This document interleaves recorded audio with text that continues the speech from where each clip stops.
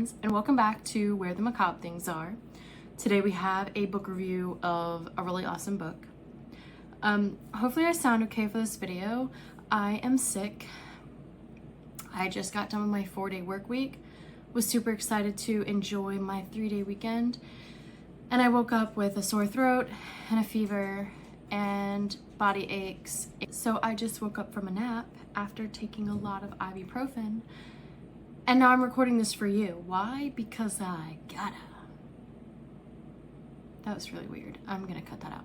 Why? Because I don't get a lot of time to record and my kids are at school right now, so I'm just going, and I already have all my notes together. This is my day. This was my day to record this.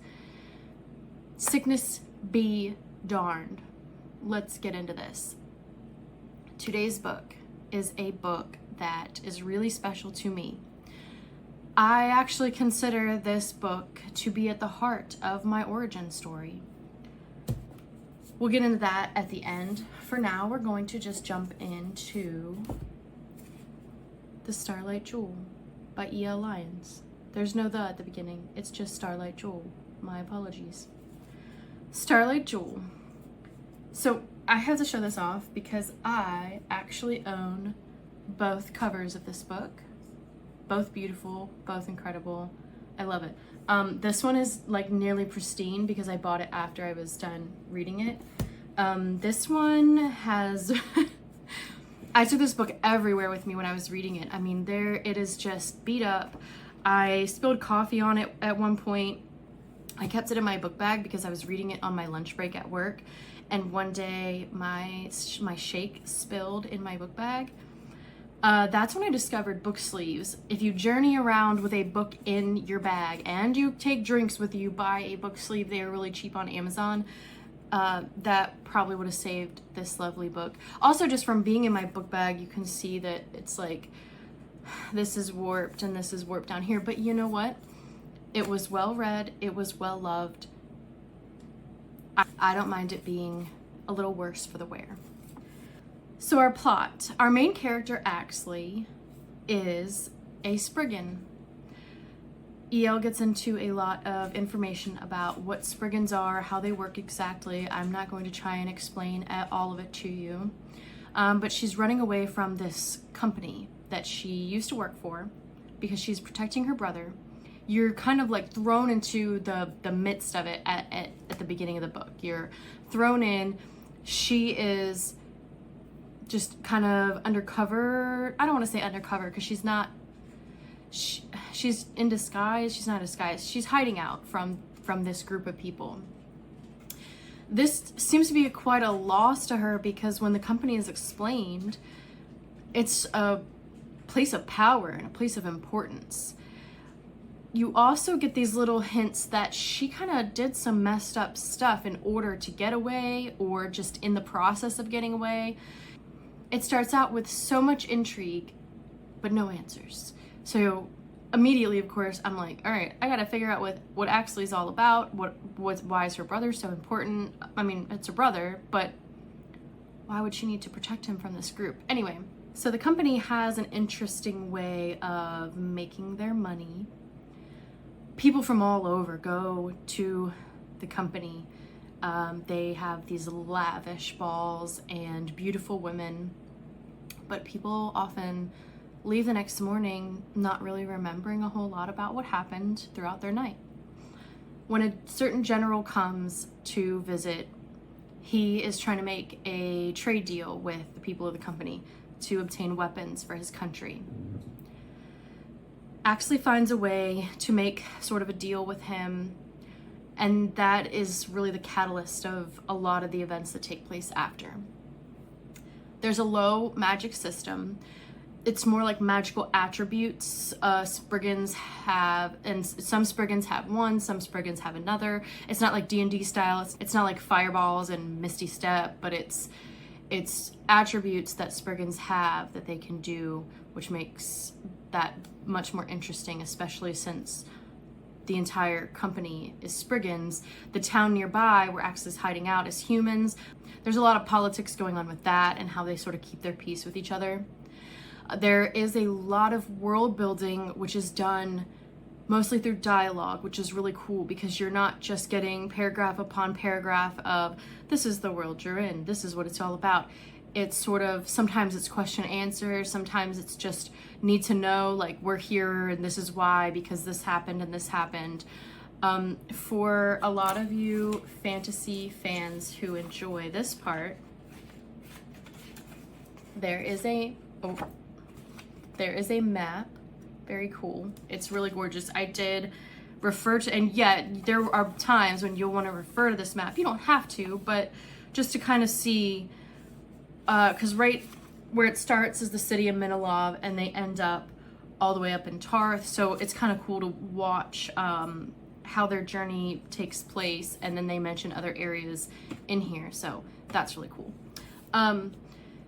Okay, it's not grim dark, but there are some dark aspects to it, which surprised me, honestly. You know, as a horror author, I do my best to write some really gory, violent scenes sometimes, and there were some scenes in here when they were fighting. I was like, ooh, that's captivating and deliciously gruesome. There's a side plot romance. There's no spice, but oh man, it's just such a build up the entire time, and I loved that aspect of it, because if you're gonna have a romance and a story, at least for me to enjoy it, I love a good slow burn. I just love watching everything unfold, and even especially in this case where the two people are like, we can't be together, or, you know, we don't really even like each other. So it was really good. The female protagonist in this is really strong, and I don't know if morally gray is the right way to explain Axley, but she's rough around the edges, and she will do, you know what, actually I would say she's definitely morally gray. Just thinking back to some of the things that she did when escaping the company and protecting her brother, she will do anything that she needs to do, even if it sucks, even if it is not okay with the law or the people around her. She's doing it. The prose in this, every single sentence is like poetry. That sounds weird, but when I was reading this, I was writing my own book, and I was like, yeah, I am way out of my league here. I have no idea, like, I cannot. It's very beautifully written. I told you guys I wasn't here to review grammatically, but if that's what I were doing here, I would have nothing but good things to say about this book. So the pacing is wonderful. It does ebb and flow, and you get to lulls, but there's enough either world building or just, I guess, tension building to pull you through. There is no cliffhanger at the end, but there is a book 2, and I loved the way that this ended, because I'm not a fan of cliffhangers, because sometimes I don't know if I'm going to continue the series. I just want a very satisfying ending. This book ended in a very satisfying way, but I still want to know what happens. There's definitely some loose ends that did not get tied up, but it was satisfying enough to be like, okay, this is the conclusion. It was really well done. So like I said, I believe at the recording of this, she is in the editing phase of book 2. So why is this book at the heart of Molly's origin story? Well, I'm gonna tell you, obviously. Be pretty messed up if I was just like, thanks for watching, have a great day. When I was writing my book and figuring out all of this self-published author stuff, E.L. Lyons' book was the first book I read by a self-published author, and I actually reached out to her on several occasions to ask some questions. I tried to only ask her my most pressing questions, but she is so absolutely kind and answered all of my questions. Then I was like, okay, well, now I've written this book, I'm familiar with the process of what I need to do to get it published, but where do I hang out as an author? Where do I get readers? Where do I get author friends? How do I put myself out there? So I low-key stalked E.L. Lyons, and I was like, well, she's not on Facebook, she's not on TikTok. And that's when I found her on X. And she had this whole wonderful community of people. So I slithered in and I grabbed some people that were following her and I followed them. Long story short, it just, it became like they followed me back. Some people helped share my, they were like, I don't know who this person is, but they're writing a book. I'll share some stuff about it. I am, of course, still friends with some of those people, but what it did was it gave me a boost to grab my own people, and now I have my own wonderful community of people on X. So yeah, now I am a part of this wonderful community of people, and I have made a lot of really great friends. Everyone is so supportive, hilarious, interesting. I just love being there, and really I would not be there if it were not for E.L. Lyons and my low-key stalking of what she was doing and where she was hanging out.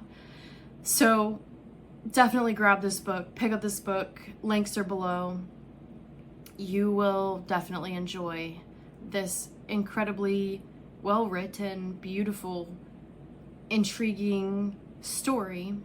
That's my book review on Starlight Jewel by E.L. Lyons. I hope you enjoyed. If you did, you know what to do. Have a great day and stay macabre.